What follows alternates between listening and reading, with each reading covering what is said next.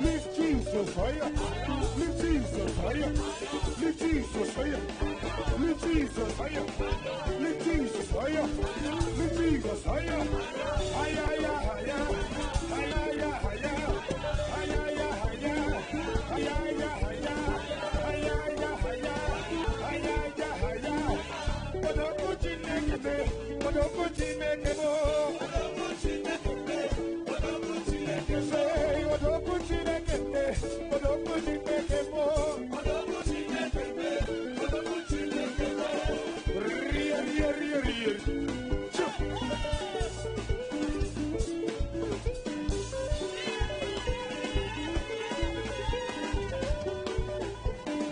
Yeah, ayaka yakale.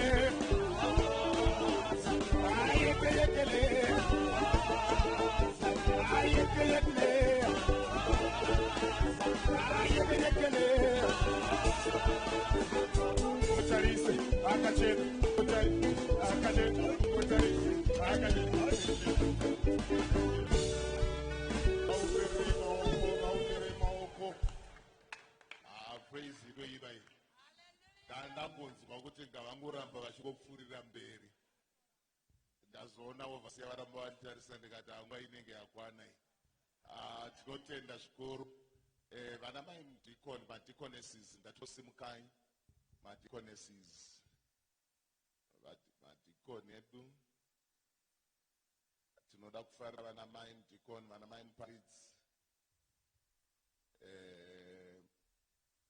Takati kukumbirewo vana maiyo kuti muende kuseri uku munobatsirana nana mai mufundisi kugadzira midziyo yeHoly Communion. Tibatanze maoko edu kufarira vana mai.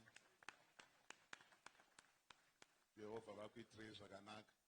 Tinotora mukana uno nenguva inokutenda Pastor Gotora vatipa vote of thanks, asi ivo havana kutendwa naye. Tinoda kutenda sekretari vedu nebasa rakanaka ravari kubata nebasa rakanaka ravari kuita. Jehovha ngavakomborerei, Jehovha ngavakuropafadzei. Muzita raJesu tinotenda. Praise and worship team, mungatora zviga zvenyu chakudeedzai manje mogadzira muzotiimbira. Ana baba nana mai takusvika panguva yekuti tinzwe kutaura kwaShe pakati pedu, asi tisati tanzwa izwi raShe zvakanaka tikomborerwe nekuropafadzwa nekwaya. Ndinoda kudeedza kwaya Faith Alive vauye kuno mberi vasvike pavanotora nguva ino vashumire pakati pedu. Mazwi nemashoko anoimbwa nevekwaya imharidzo yakarongeka, imharidzo yakakwana yokuti mumwe unogona kunzwa kwaya ichiimba pano wotokomborerwa, wotoropafadzwa, wotoenda kumba uchitoda ini zvangu zvanaka. Saka pari kuuya kwaya ichizoimba pano, ndinoda kuti teereresa mazwi, teereresa mashoko avanenge vachiimba.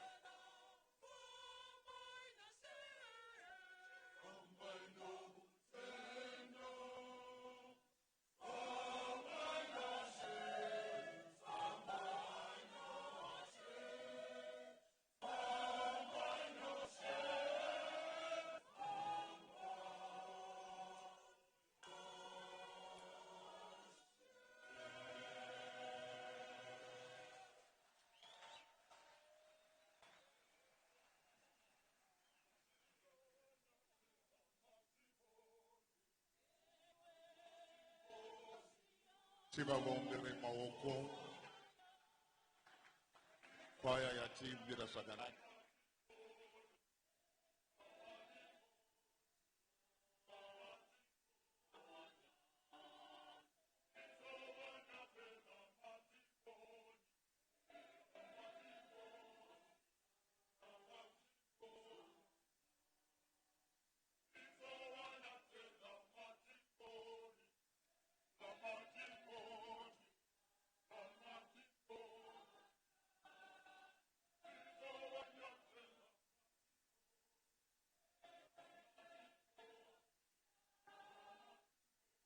Vari kungoimba kuti madhimoni tinomatsika-tsika, vaomberere maoko. Tinoatsika-tsika madhimoni ese.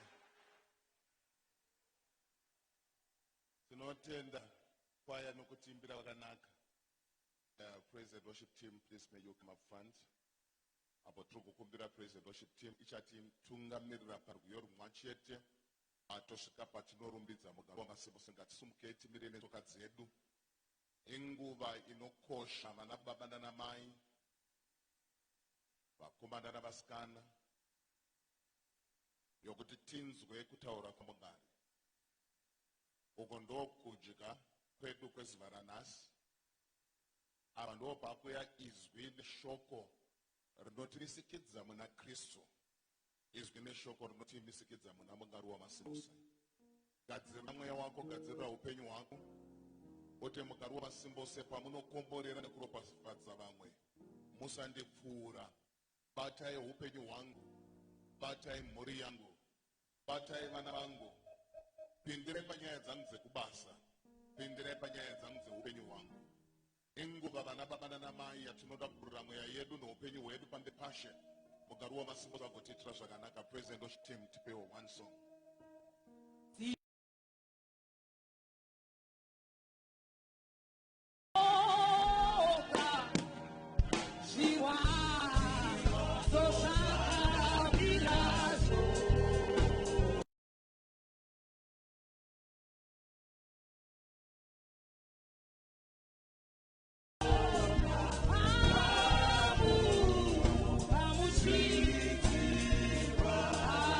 Hallelujah.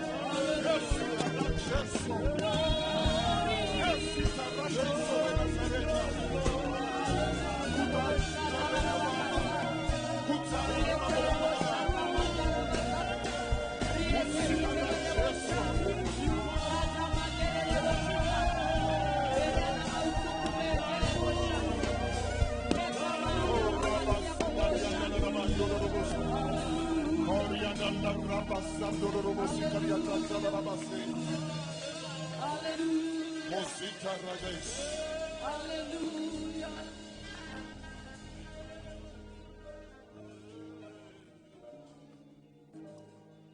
Chakamira kudairega ndikumbire maJoakim vanamate pamberi pashe vachisuma shumiri nebasa rakuzoteerera pamberi pedu pamberi pashe tenderani navo vachinamata. Kuna Mwari vanoshamisa, kuna Mwari vakatendeka. Tauya Baba, tiri pamberi penyu mangwananano. Tagarira kuti tinzwe kutaura kwenyu. Taurai Mwari, taurai sezvamunoda. Mwedi nenzara nenyota yekunzwa shoko renyu. Baba, muzita raJesu, muranda wenyu Mwari makamuzodza nechekare. Baba, muzita raJesu, kusimbiswa ndekwenyu Mwari, nyasha ndedzenyu Baba.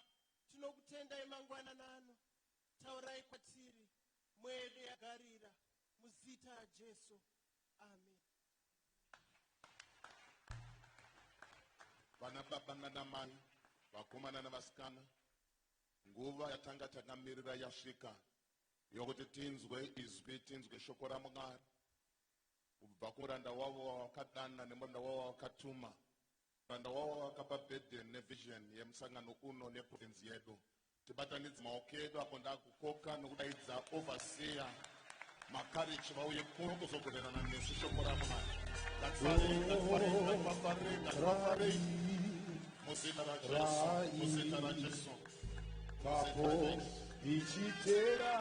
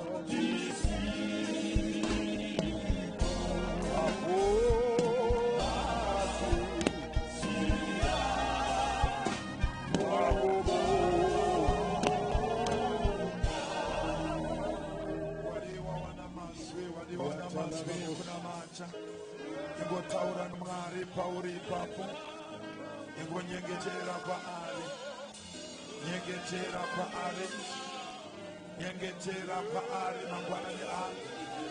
Torambira ipapo, torambira ipapo, torambira ipapo, tichimurumbidza. Torambira ipapo, tichimurumbidza. Torambira ipapo, mazvita Baba wedu, muzita raJesu titore nzvimbo dzedu. Toda kutenda praise and worship. tibatanidze maoko edu titende vaimbi vachinogara pasi.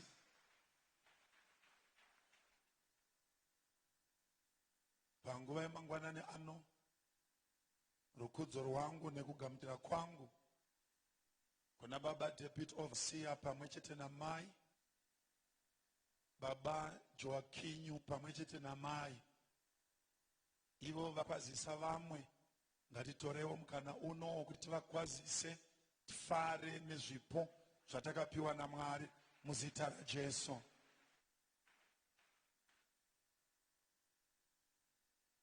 Sikuru mutemererwa vachiri vapenyu vaiwanzotaura mashoko anoti inobaya younokuza. Kana vakafudza mombe kumafuro vanoziva kuti yako yaunodaidza zita rayo kakawanda ndiyo inobva yaita manyawi. Saka ndinoda kuti tifarire Baba namai Deputy Overseer, tiite ruzha nemheremhere kutenda zvipo zvaMwari muzita raJesu. Ndoda kutenda mukana uno kuProvincial Committee, kuvafundisi vose, kuma-elders, madikoni pamwe chete nanamai, nekwatiri isu tose tawanirwa nyasha naMwari mangwanani ano. Ndoda kutendawo neruvimbo rwamakaisa matiri pamwe chete namai Makarichi kuti tiva vatungamiri mudunhu rino. Tinozviziva kuti hachisi chinhu chiri nyore, especially when you are taking over from a great leader like Baba Chiangwa. Asi zvinokosha ndezvekuti Mwari wakafamba navo pamazuva avo ndiye Mwari watichakumbira kuti musagofambawo nesu.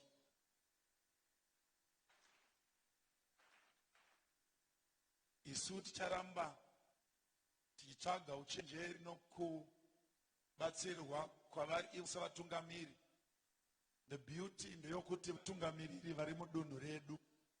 Saka hapana patingachema misodzi ivo varipo vakasatinyaradza. Toda kutenda Mwari kuti kuutungamiriri hweprovince ino, makanselas, tinovimba kuti kana imi muripo hatikundikani. Minyengetero yekereke yaMwari ichatichengeta. Kupiwa kwatakaita mutoro uyu hatina kunzi kana kuti takaonekwa kuti tinoziva zvose kukukundai. Asi Mwari vakaonawo zvakafanira kuti panguva ino tinge tiri vatungamiri asi tichitsigirwa nemi. Ngatishandei pamwe chete. Dunhu redu rinozikanwa nemukurumbira wezvakanaka. Mukurumbira iwoyo ngatiuendesei pamberi.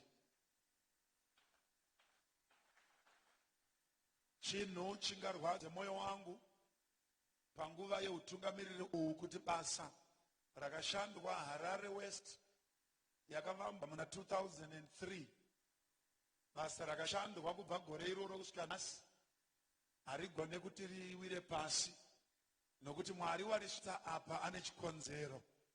Ndinofara kuti the spirit of excellence in our province will continue by the grace of God.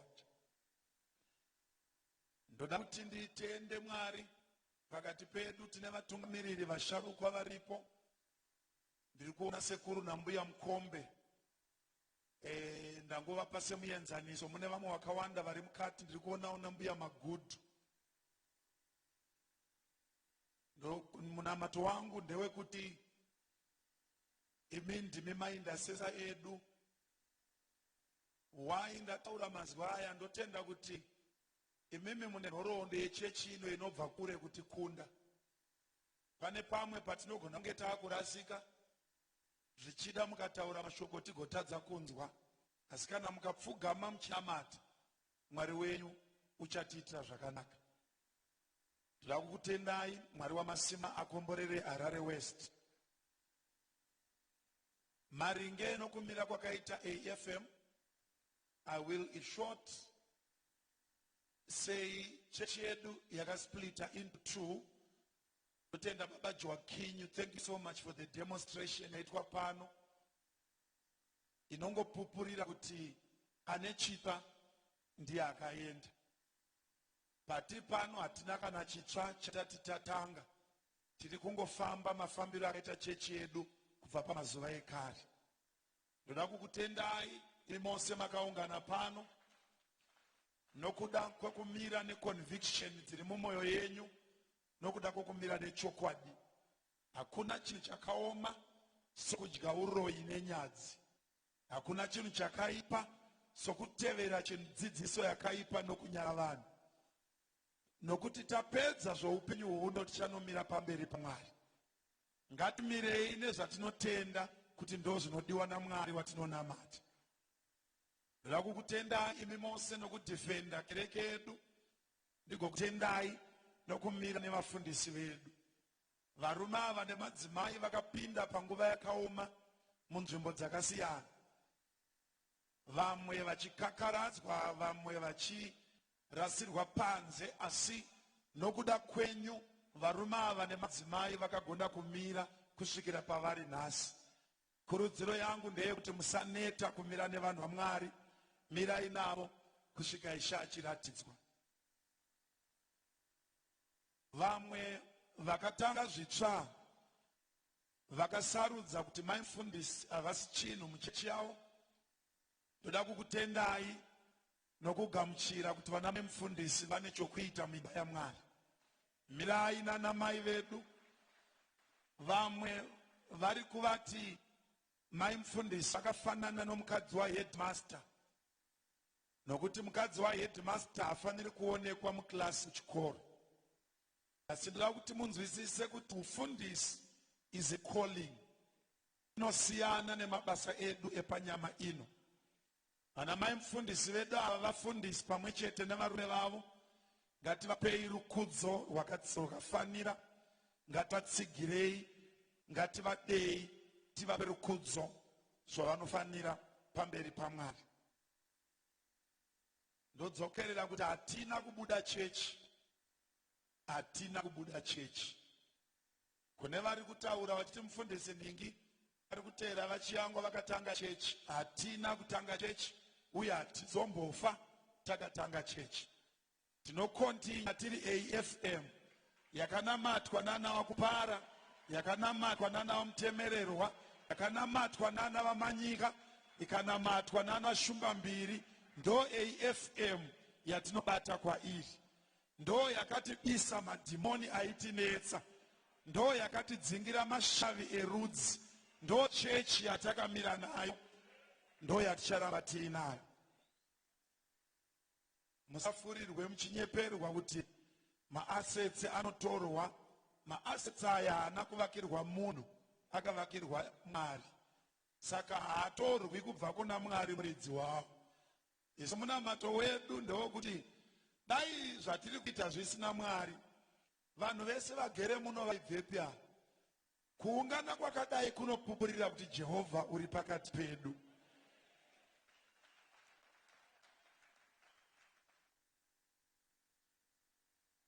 Mweya uri mudocument ratiri kuramba iri hauzi waMwari.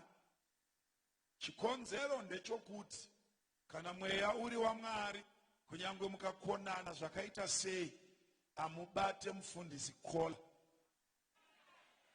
Mukaona takusvika palevel iyoyo, zvakuratidza kuti zvinhu izvi Mwari haasi mukati mazvo. Mukaona takubata mabhande emufundisi kukakaradzira panze, kumurasira panze, iwoyo mweya iwoyo haubvi kuna Mwari. Ndakanga ndichitaura nevamwe ndichiti ndakatarisa muchechi mbiri dzemuNew Testament, chechi yemaJudha yemaFarisees nechechi yaana Peter. Ndikadzidza kuti chechi yairova vamwe panguva iyoyo ndeye maJudha, ichirova iyi yaJesu iyi. Ndazoonawo mumwaka watiri umu, ndakangozvidzidza kuti vari kurova vamwe ndo maJudha.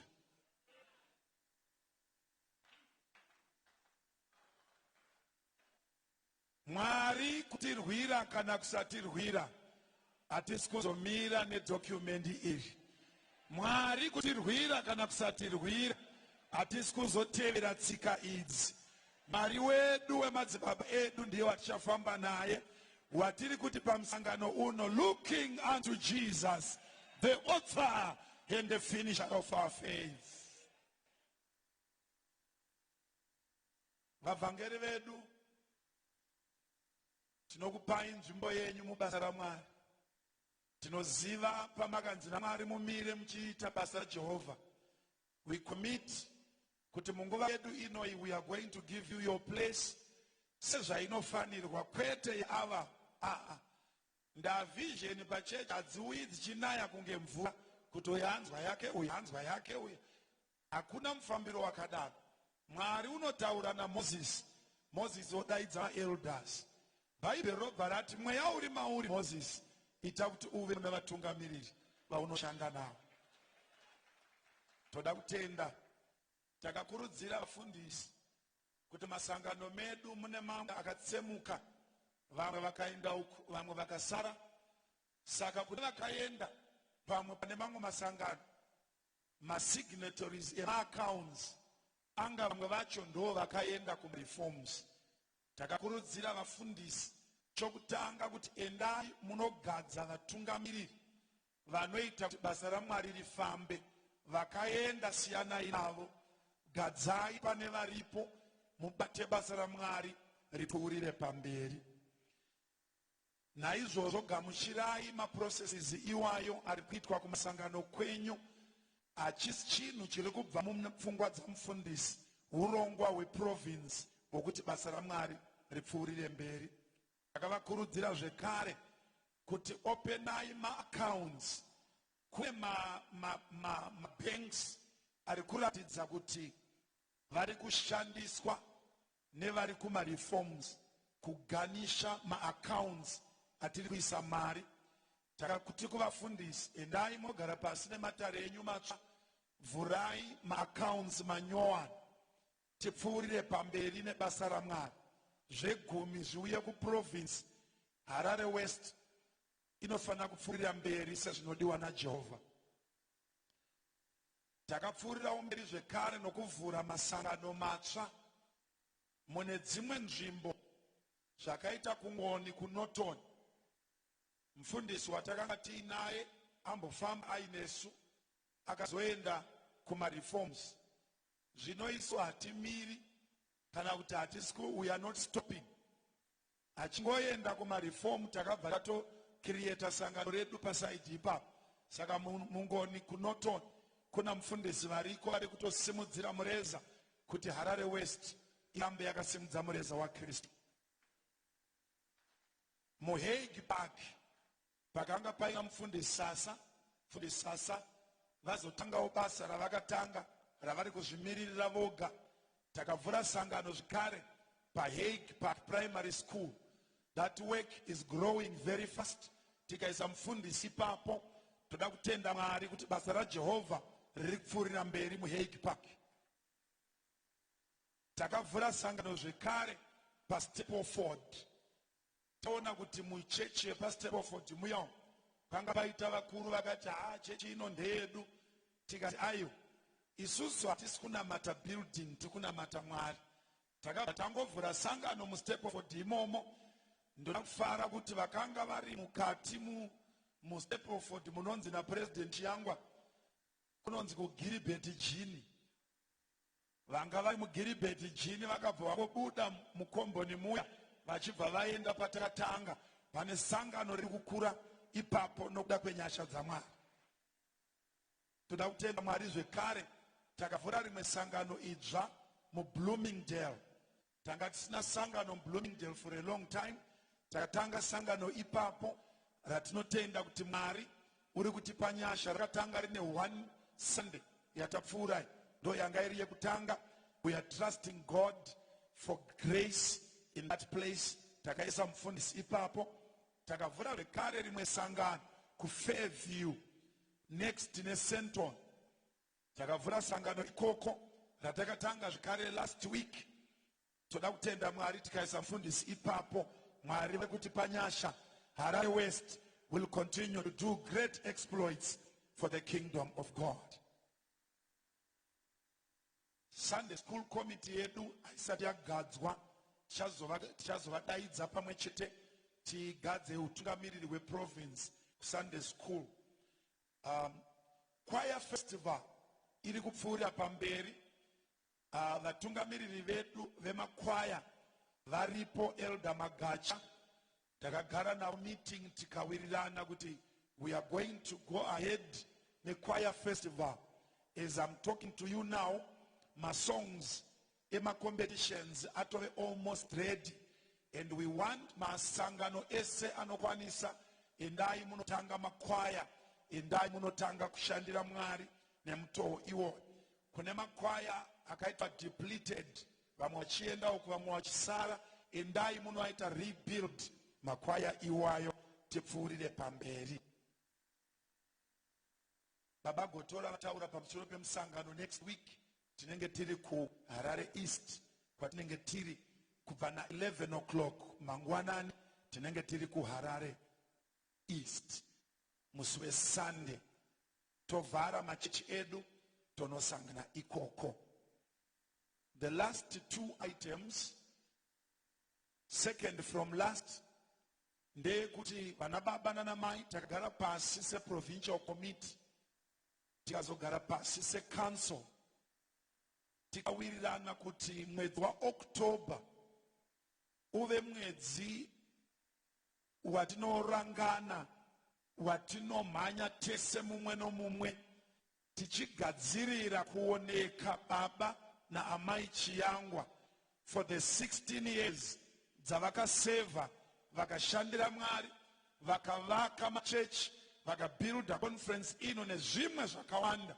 Takarangana kuti uve mwedzi kubva izvozvi tichienda mberi, uve mwedzi watinomhanya nepatinogona as assemblies, as individuals, togadzira paine nguva kuti musangano wedu wa October touya tooneka baba namai for the great work yavakaita muHarare West Province.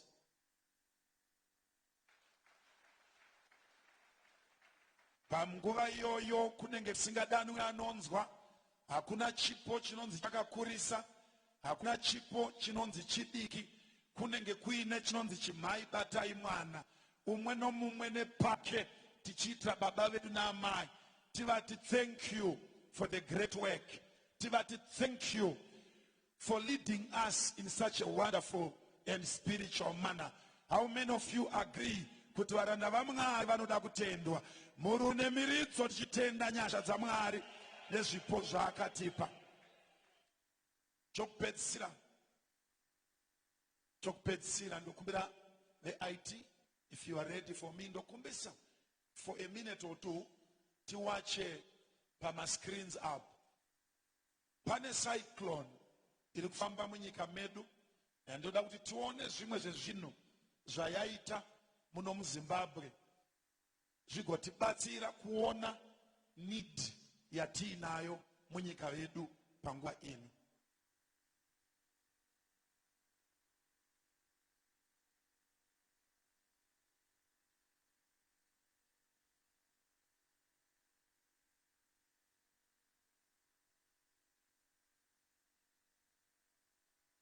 Technology kana emidai mamwine yenyu computer zvaingoitika izvi.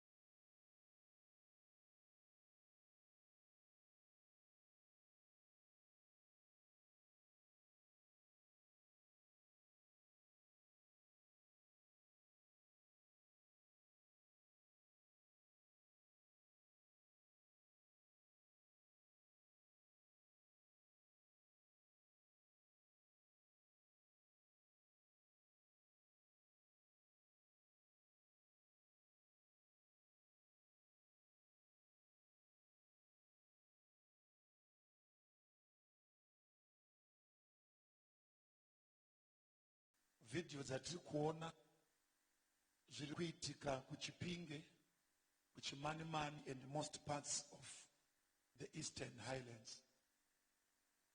Chingave chinhu chakaoma kuti tizviite vanhu vanonamata tigoiginowa zvinhu zvakadai.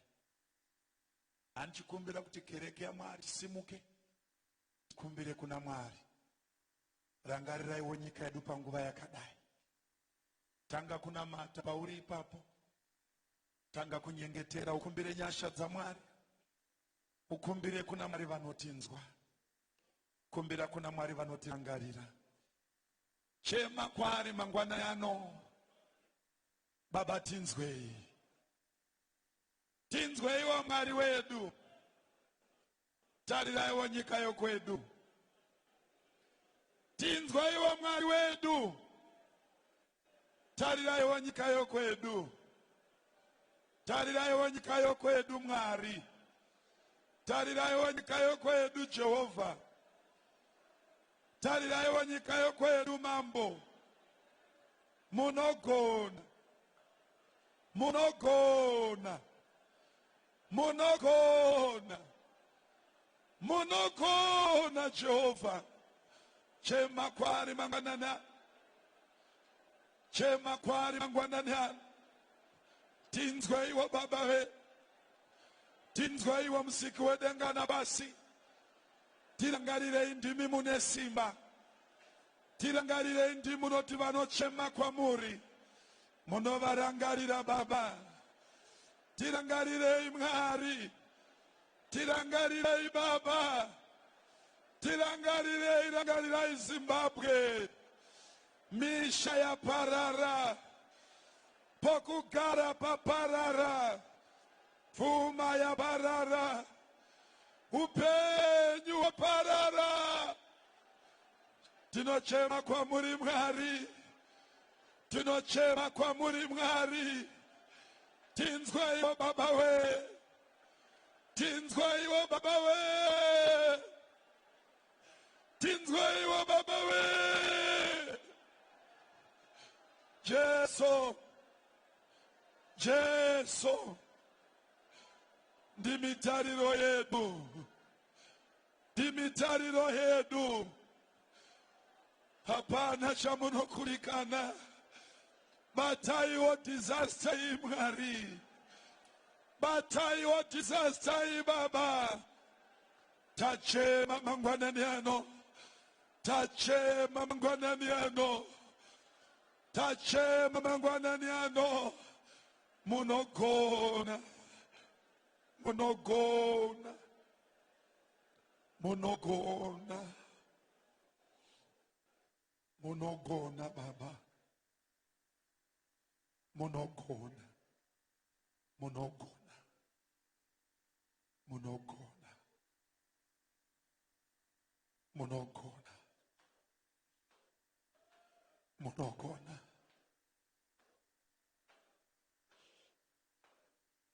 Jesus.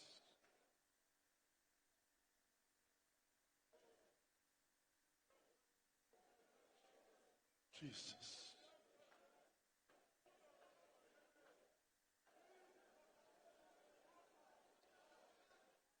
Yeah.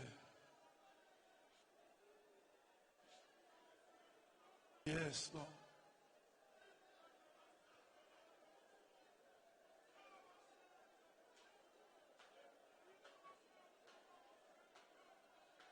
Yeah.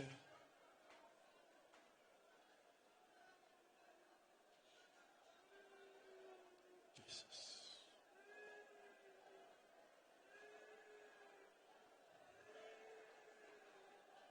Jesus. Lord Jesus.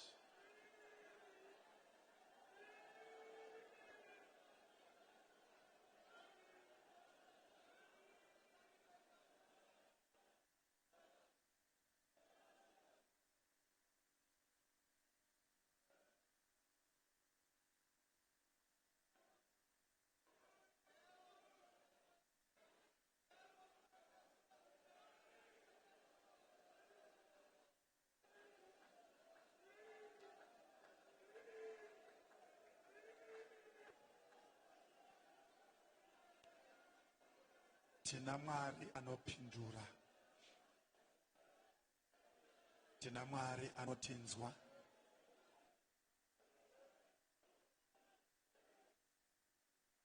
tina Mwari ari kutinzwa. Thank you.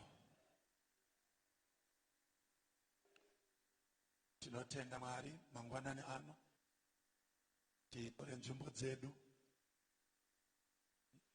Ndinokumbira kuti tirege kusiya munamari wakadai pano kwatiri kuenda kudzimba dzedu after this conference.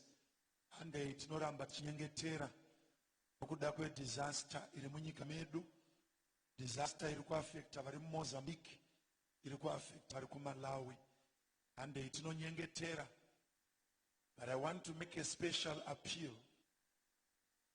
Pakuona kwataita tine vanhu vasisina misha, tine vanhu vasisina pokutangira, tine vanhu vasisina zvokupfeka, tine vamwe vari parufu kutaura kwatiri kuita kuno vari kuviga hama dzavo dzakaafektwa nedambudziko iri. Chikumbiro changu kuti patichakonkluda service ino, we are going to take an offering pano yatoda kuti by mangwana or kusvika kunana Wednesday tiendese kune vanomanaja madisaster kuti tibatsirane nehama dziri panguva yakaoma. So tichatora offering pakupedzisa, asi chikumbiro changu ndechekuti through our pastors kana tadzokera ndokumbirawo kuti vatendi tese handei tinotsvaka mbatya. Vamwe tine mbatya dzatisiri kushandisa dzakagara asi dzine vamwe vanhu vari kuti dai aiiwana aipfugama akatenda Mwari. Handei tinokotsanidza mbatya nouwandu hwadzo. Mumwe nomumwe nepaunogona enda unoisa mbatya kupachechi penyu kuna mufundisi. Bhutsu, madhirezi, matrauzi, mashetsi, masutsu, majuzi, majakets, chero chawawana. Kune vanokwanisa kunotenga zvitsva mumashops, endai munodaro. Handei nazvo kumachechi kuna mufundisi. Dai taikwanisa kuti Monday, Tuesday zvinge zvaitika izvozvo, kuti by Wednesday tinge tamhanya nazvo kune vazvitakura kuenda zvinobatsira hama dzedu vari panguva yakaoma. Kune vafundisi vedu vari kuparidza nzvimbo idzodzo idzo, kune vavhangeri vedu vari kumaereas iwayani, kune vamwe vasingazivi kana Mwari. Here is one way that we can preach to them. We cannot all stand on the altar to preach, but we can preach to them, every one of us, this way. I trust we are going to do something great for the people vari panguva yedisaster. Amen. Vadikani wahama, ndoda kuti nditore mukana uno kutenda vashumiri vakanditangira vakashumira pano. Ina handisati ndamboshumira iri Sunday vanhu vapedza mari idzo. Baba vachiyangwa ndo vanga vazvijaira, vaiona pavanobuda napo. Indaijaira kuti dzisati dzapedzwa nevamwe unopindawo mukati imomo. Saka padzapera panapo ndichangoenda pane drama randoda kuti tiite. Kana ndapedza kuita drama iroro tofamba nerugare. Asi kuti ndiwane pekutangira drama rangu, ngativhoi kuna vaHebheru chapter number 12 verse 1 and 2. Tozoverenga kuna John chapter number 11 verse number John chapter number 11 should be verse number 6. Hebrew chapter number 12 verse 1. Naizvozvo nesuwo zvatakakomberedzwa negore rezvapupu rakakura rikadai, ngatibvisei zvose zvotiremedza nezvivi zvinongotinamatira, ngatimhanye nokutsungirira nange mutange yatakaisirwa, tichitarira kuna Jesu muvambi nomukwanisi wokutenda kwedu, iye wakatsunga pamuchinjikwa nokuda kwomufaro wakaiswa pamberi pake, akashoora kunyadziswa kwawo, akandogara kurudyi rwechigaro choushe chaMwari. John chapter number 11 verse 4. John 11 verse number 4. Tenda kubhuku raJohani chapter 11 verse number 4.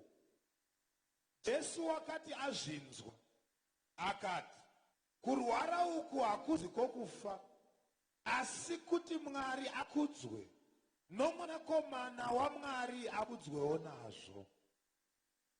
Kurwara uku hakuzi kwokufa, asi kuti Mwari akudzwe. Hallelujah. Ndenamati Mwari mazvita amira pakati pamberi pevanhu venyu. Ndinonyengeterera kuti Mwari nyasha dzamunopa kune vanomira paaltar dzizorore pamusoro pangu, sezvandichadudzira shoko renyu kuvanhu venyu muzita raishe wedu Jesu Kristu. Vachadudzira shoko iri, vanorwara vapore, vasungwa vasunungurwe, vasina tariro vave netariro mamuri. Kuti imi Jesu mupiwe mbiri panyika pano sezvamunoita kudenga. Tanamata nokutenda muzita renyu Baba romwanakomana namweya mutsvene. Amen. Ndoda kutenda Mwari wamasimba ose mangwanani ano. Tine musoro wenyaya unoti looking unto Jesus. Mazwi anoti looking unto Jesus. Mazwi anobva pamunyori webhuku revaHebheru. Chakanga chichiitika mubhuku revaHebheru sokutaura kwaita vashumiri vakawanda ndechekuti ava vanga vari maJudha ainamata.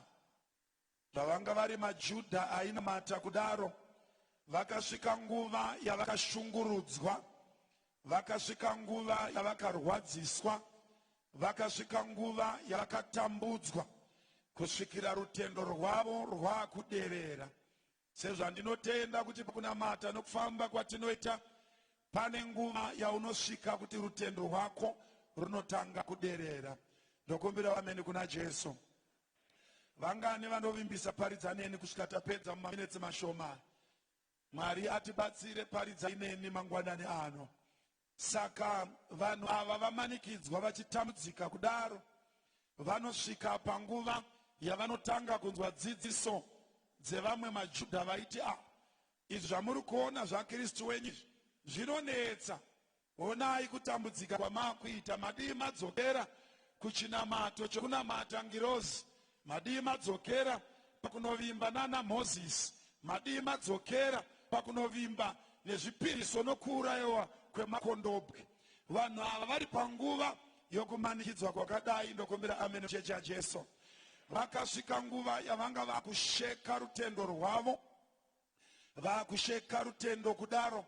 Ndo panoonekwa nemunyori webhuku ravaHebheru kuti chechi iyi, vanhu ava vatendi vakuda kurasa kutenda.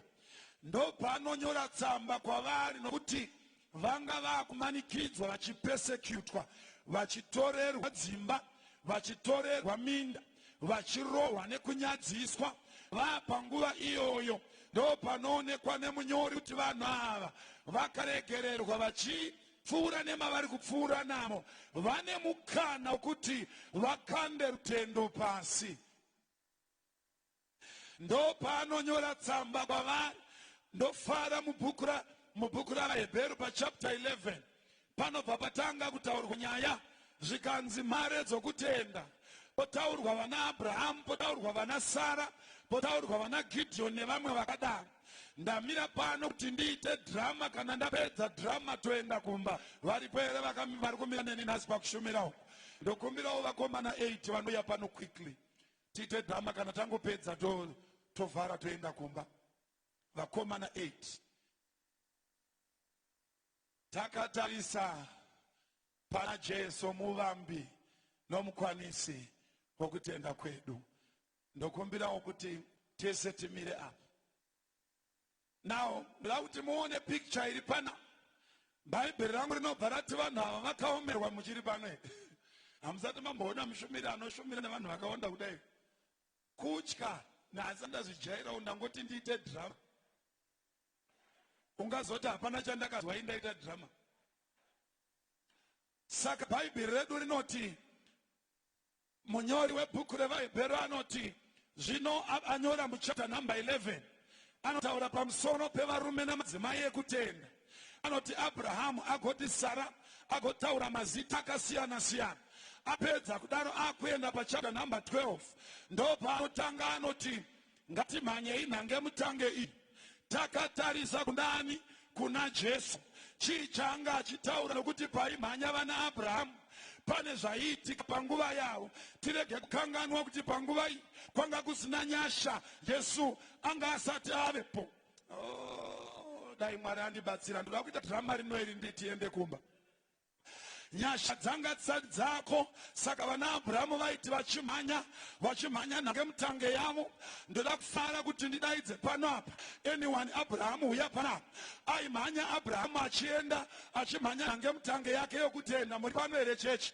Pari kumhanya Abrahamu ari kuenda, but dambudziko raitika nderokuti abuda munyika yevaKaradhea ane kutenda. Itai amen. Abrahamu anobuda naSara havana mwana, amina nokutenda. Amen. Zvoreva kuti pakumhanya kwaari kuita ari kugona, but matambudziko naAbhurahamu rekutanga nderekuti Abhurahamu muHebheru resi yake ikamhanywa ikapera naAbhurahamu, maGentiles haapindi mukutenda uko. Uye number 2, Abhurahamu paari kumhanya zvakanaka aina Sara, havana mwana ari kugona, abuda muvaKaradhea ari kugona, but asvika pana Haga anotora mate musikana webasa, chinamato chikaperera pana Abhurahamu, vasikana vebasa vanopera. Saka Mwari vanoti kuna Abhurahamu, enda mumateresi. Ndoparidza here panapa?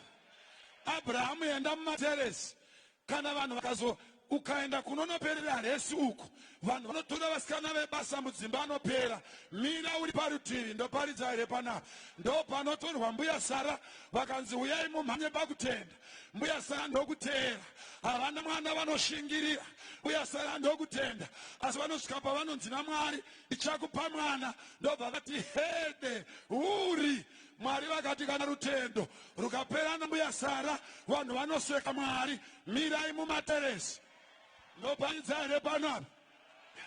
Ndobva kwauya Noa ndobva aparidza 120 years achiti kuvanhu kunouya mvura, uyu murume ane kutenda handei naye, asi ati fambei. Noa anobva atora kirango nemusombodhia, abatwa nemusombodhia. Mwari anoti kana vanhu vakazopera pauri zvidhakwa muchechi, mira paSaitani. Ndokumbira kuti mumire makatarisana. Ndine chechi here panapa. Ndobva kwauya Samson apinda muresi, anotora shaya yedhongi orova vaFiristia, murume wokutenda. Samsoni anotenda kauya. Muri pano here chechi yaJesu? Ndopaanoti rimwe ramazuva anotora magedhi nawo mugomo, murume azere nekutenda. Paanongoona Dherira, Mwari vakati kana taakunana Dherira, vanhu vakaperera apa, vanhu vanoswera mumaAvenues. Mira mumateresi. Ndoparidza here panapa? Ndoparidza here panapa? Ndoparidza here panapa?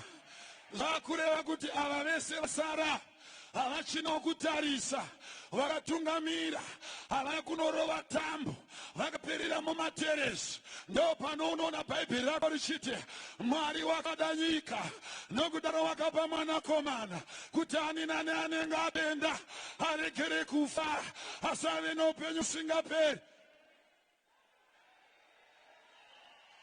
Ndoparidza here pamusangano uno? Ndopanouya Jesu achifamba, anoporesa varwere, anopa vanhu chingwa. Asi nguva yemuchinjikwa yakwana, unonzwa bhuku yako ichiti anoenda mudindo reGetsemane. Mweya wehuman nature, mweya wauna Adamu, ndobva wakuda kumubata. Ndopaanochema ari muGetsemane, anoti Baba, kana mukombe uyu wakakunda Abhurahama, kana mukombe uyu wakakunda Samsoni, usingagoni kudarika, kuda kwenimi Mwari akakuitwe. Ndovaridza here muchechi inoi? Ndiri kuona Jesu abuda muGetsemane, anoenda pamuchinjikwa, odaidzira aripo, zvapera. Can I preach here? Anodai anotarisa, ndamo ine vakasara, anoti chiregerai kuchema, vakanga vakutangirai vari mumateresi. asi ini yangu nyaya unonzwa bhuku yoti apedza basa romuchinjikwa akanogara kurudyi rwaMwari arova tambo. Ndoparidza here? Ndoparidza here panapa? Ndopaunonzwa munyori wevaHebheru akutaurira vakasara, anoti mirakasara chiregai kuwara, ndoda kuti mumhanye nhange mutange yamakaisirwa.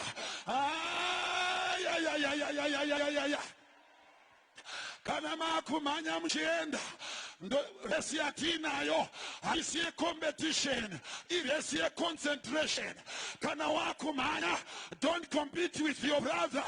Look unto Jesus, the author and the finisher of our faith.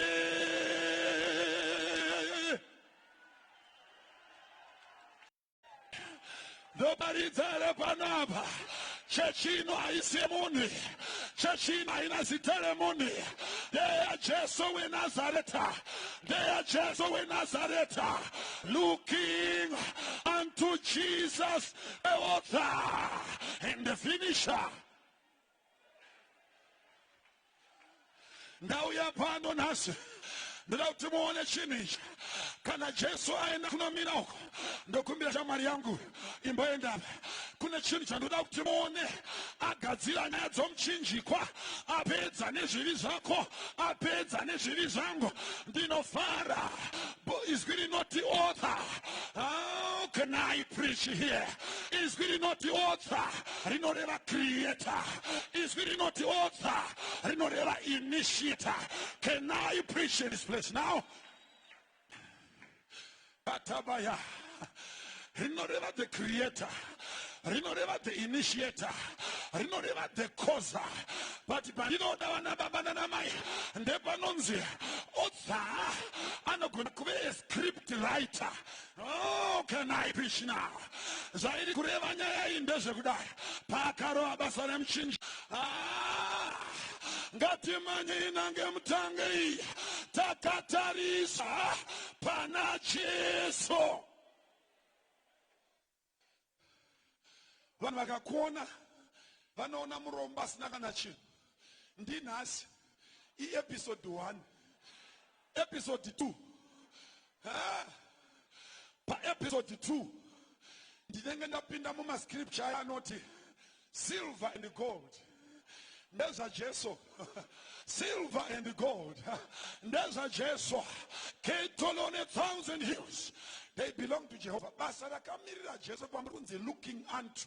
Number 1 kuti ndiye model. Number 2 kuti ane script yaakaratidza kuchechi. Karaipasa wakomana. Thank you. Ndapedza hangu drama ndochigara pasi. Some shout glory. Now tuone panapa kuti ndo patiri kuvenga kubhuku ya Johani.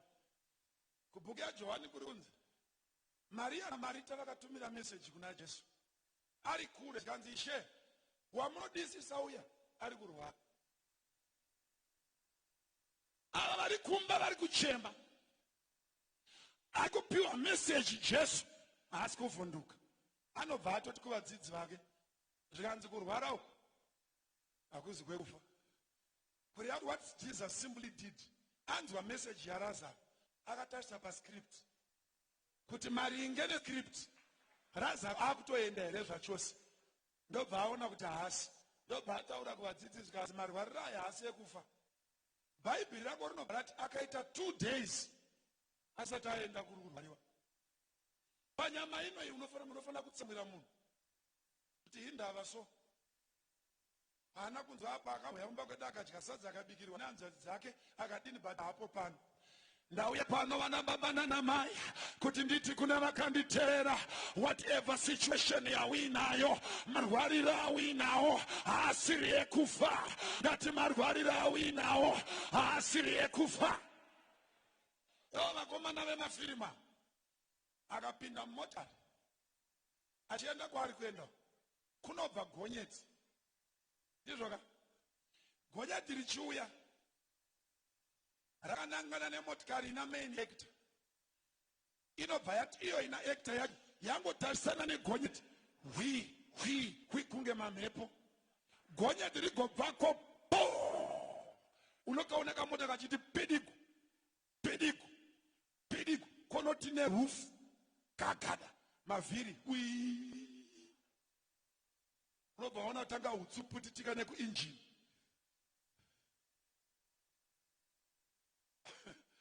imomo muchidaro izvozvo izvo ukaona moto wabuda uko hutsu uchipwititika pane nguva yaunoti moto ngandu uchingoti ngandu kudaro mira hako uone ekta hafi unobva waona nepadho ka ona vhomo anogamina zvakasadini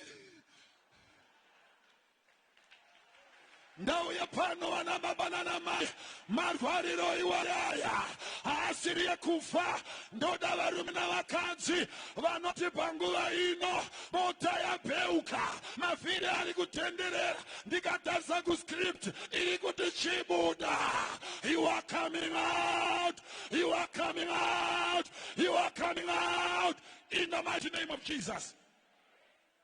God. Unaona vamwe vasara mumotikari vachikwata vachiunyana kuputana asi ndauya pano zuva ravakagamuchira Jesu wakapiwa simba rekuti unzi mwana waMwari uri ekta iwe haufe marwariro aya haasiri ekufa. Ndoda madzimai ndoda varume ndoda vana baba vakomana nevasikana vanoti mota yakapeuka utsi huri kupwititika asi nguva yakwana. I'm coming out. Hey, ndotaura kumadhimoni ekumushako wako makapeura mota yake hongo asi uyu ndi main actor. They are coming out now. They are coming out now. They're coming out now. They're coming out now. Uchaona varo yekumushako wako vachikubvunza kuti marara sei kunge kubvunza kuti warara sei izvo vakushamisika wabuda sei matata dufire aka.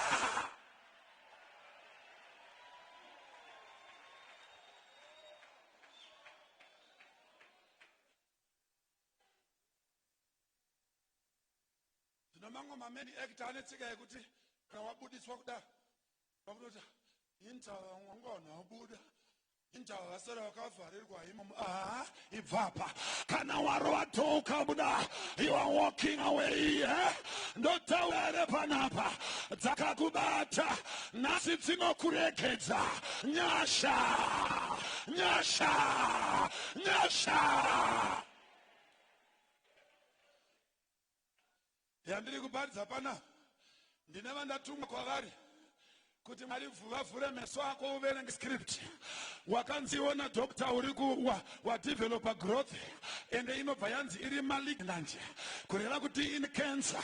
Zvino ini chandamirira pano handisi doctor wakubatsira kudescribe cancer yako ndamirira as a servant of God kuti nditi shamwari ndinzwa iyo ndotsaona yawabinda iyo ndotsaona yauri mairi asandituma atenda unomuti in the mighty name of Jesus.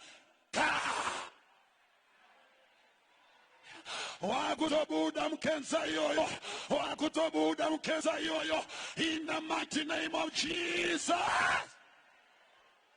Pane vauya pano achiti marriage yangu yapera murume wangu andiramba andituma ati pascript yatakatarira hausati wadivorce hausati warambwa hausati wakuenda enda unobisa hembe mabhegi urongetse isa masherufu ewardrobe ndoda kuti upfeke mweya wamain actor varipo vachiti unoenda aka.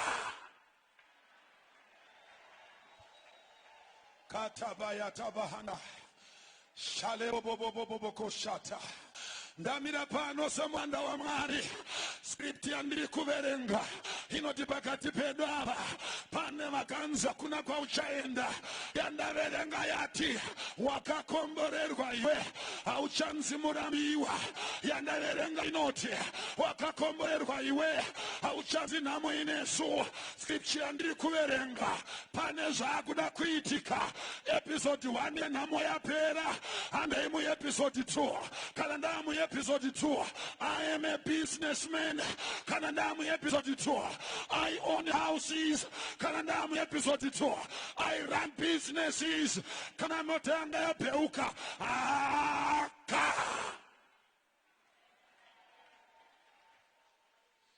Looking unto Jesus, the author and the finisher of your faith.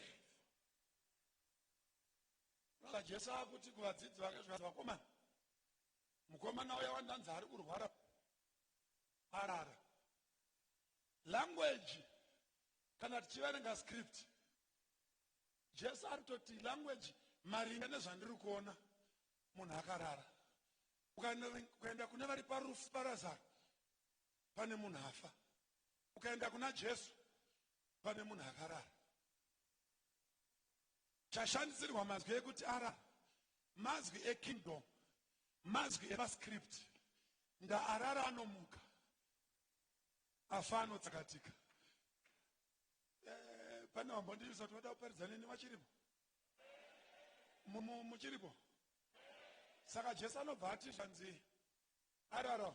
Zvikanzi nevadzidzi vake vasingaziye kuverenga script, zvikanzi kana arara he shall do well. Ndobva Jesu akaona kuti ndiri kutaura nevanhu vasingaverengi script. Zvikanzi afa in your own language. Hello. Zvikanzi asi ambei ndinomumutsa. Kureva kuti kumira kwandaita pana kune zviri kumutswa mukati. Maringe nekuona kwevanhu zvakafa, maringe nekuona kwevanhu zvakapera, maringe nekuona kwevanhu it is dead. Mulanguage yevanhu it is dead. Mulanguage yevanhu Lazarus is dead. Mulanguage yevanhu your business is dead. Mulanguage yevanhu your marriage is dead. But tauya kuzomutsa.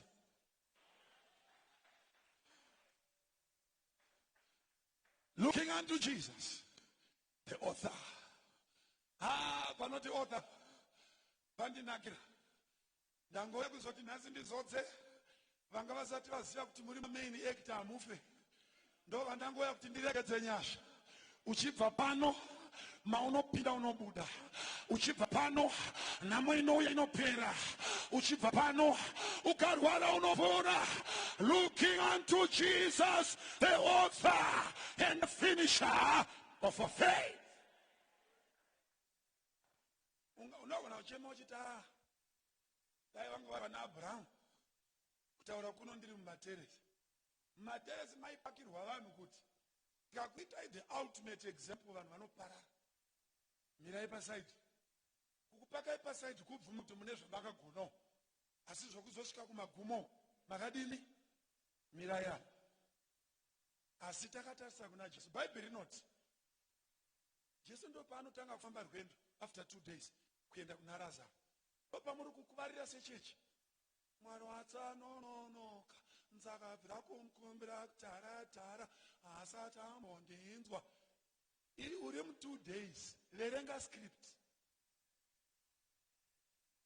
Your Bible says, those that shall wait upon the Lord shall renew their strength. In your 2 days, wait upon the Lord. In your waiting period, wait upon the Lord.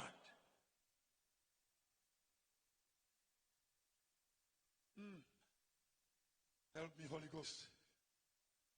Nobano shika Jesu kunamo. Kumariro dayangari mariro ebe pano pasi. Eba baranga kuzana wakomana. Tongo tanga chibata nekuna nababo. Zopesera nekumadzimai ivo vafirwa nengu vari mumba. Tozopinda tobata vafirwa. Saka pano panyika munotedza nedzoi. Vane script manje. Avabate maoko mabatire vai. Bhaibheri rako rinoti Jesu achisvika pakafaradza hanzi akamira kunze kwemusha. Imi mukaona atodaro pachibhoyi muroi. Hinda asina kupinda mune vamwe. ndiye akadya munhu. Motanga kuimba dzimbo. Ndimi makauraya. Ndimi makauraya. Ndatiwo ndimi makauraya. Iye Jesu ari kunze kwamusha. Akati vemascript enyama vasina meso emweya imbai kusvika mapedza. Looking unto Jesus, the author.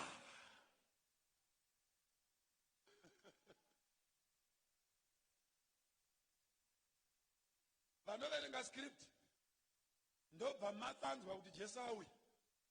Ndobva asvika inzwa mazwi evanhu vasingaverenge script. Zvikanzi dai maivapa hanzvadzi yangu haifa. Kana Jesu ichokwadi asi uchamukazve. Hello? Hanzi uchadini? Nekumwa kutaura Lazaro. Ka! Chiri kuonekwa naJesu kuona Lazaro abuda muguva. Vana Maria na Marita vari kurwa nenguva. Dai makafamba time kwayo.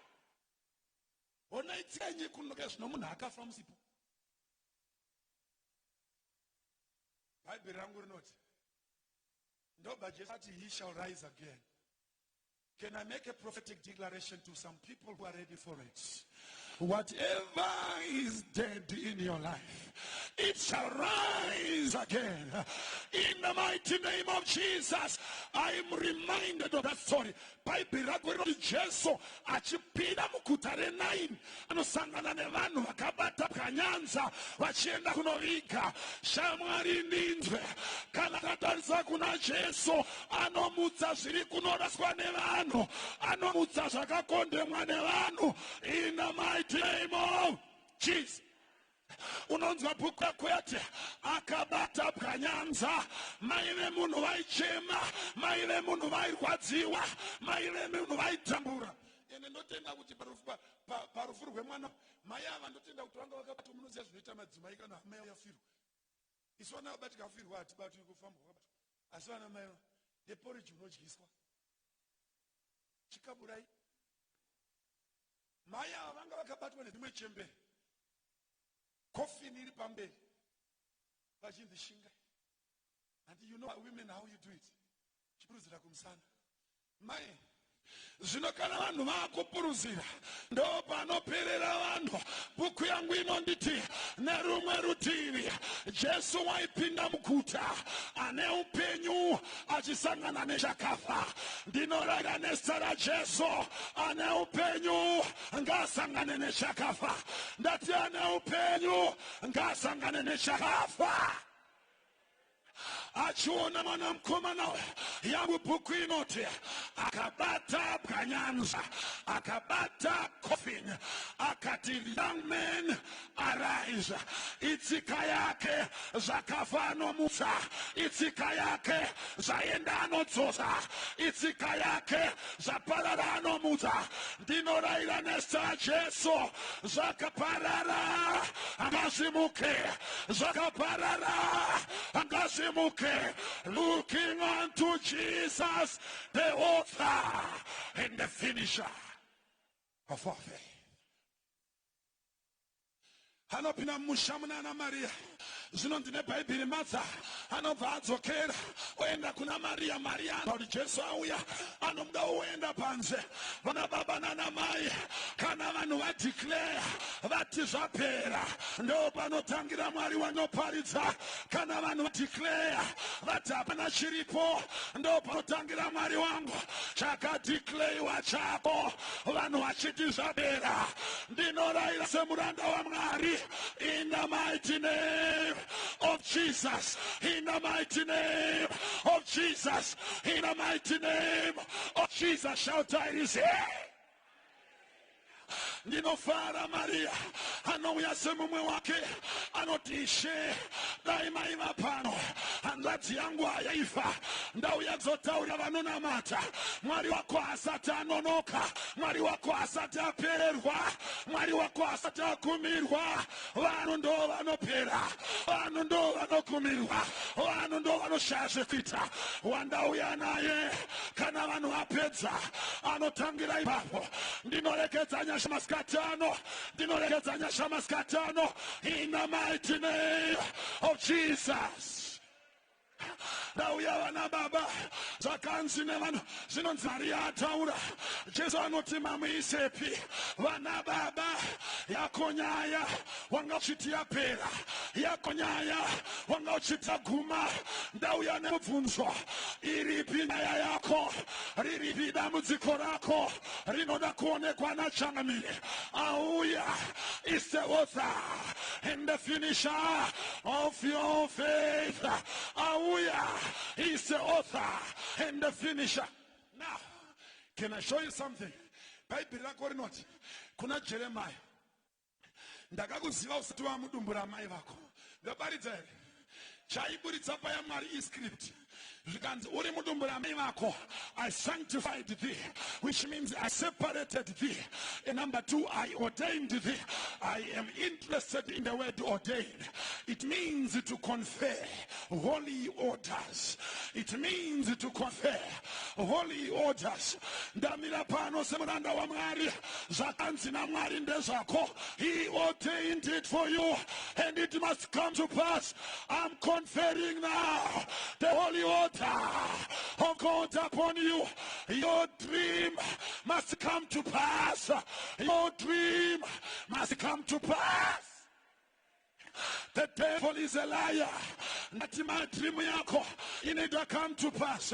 Takatarisha pamulambi nemukwanisi wekutenda kwedu wafundisi muripo ere. Yes, my problem aripo. Yes, my challenge aripo. Ndamira pano zvichiitika izvozvo takatarisha kuna Jesu mulambi nemukwanisi wekutenda kwedu. Vanhu ndo vanoti zvapera, takatarisa kuna Jesu muvambi nemukwanisi. Hanzi, I ordained you, which means when he says I ordained you, hakuna chiritka kwauri by accident. Whatever you are,